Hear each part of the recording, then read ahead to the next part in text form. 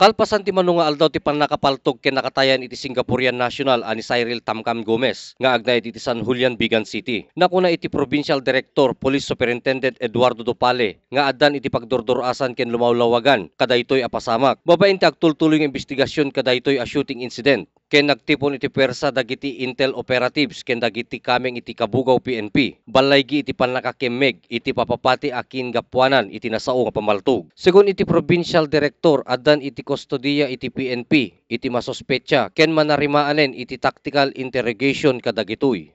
Itatay adda iti raid nga naaramid dagiti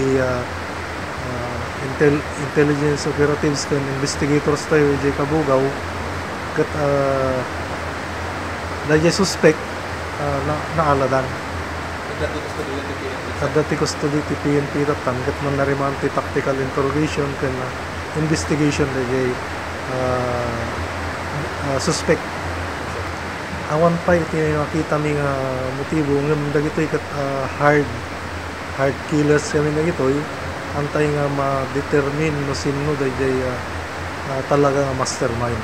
Segun iti Provincial Director, dakkel iti tulong iti CCTV camera wenno closed circuit television para iti pannakasolbar iti nasao a pasamak. Maipalagip nga napaltugan iti biktima iti bigat iti May 21, itatamet lang atawen, iti unig ti maysa nga lumber and construction supply iti syudad iti Bigan. Mapapati nga kalibre 45 iti nausar iti krimen, maibasar iti kapsula, ken buli ana recovery kadagiti otoridad.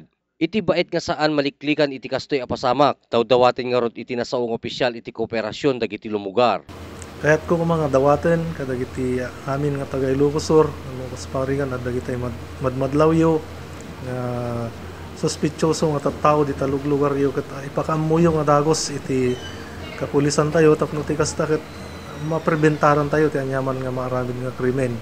Dawatek met ti tulong dagiti force multipliers tayo, dagiti barangay officials, barangay tanods tapno ti kasta ket tumulong da iti pannakay patungpal ti nananay nga ornos kental na iti probinsya ti Ilocos. Numon pay kasta ti impasigurado ti Ilocosur PNP nga saan agsardeng nga manglaped dagiti agisaysayangkat iti kastoy abanag. Ken iti meten nagtultuloy nga investigasyon kadagiti umununapay a pamapatay. Indawat pay tinatakamat nga opisyal nga saan pay mabalin nga inaganan. Wenno ipakita iti ropa iti suspect. Mangnamnamatay tumet lang nga mamuan tayo inton sumarsaruno nga aldaw. Para iti Press Corps, Ryan Pardo.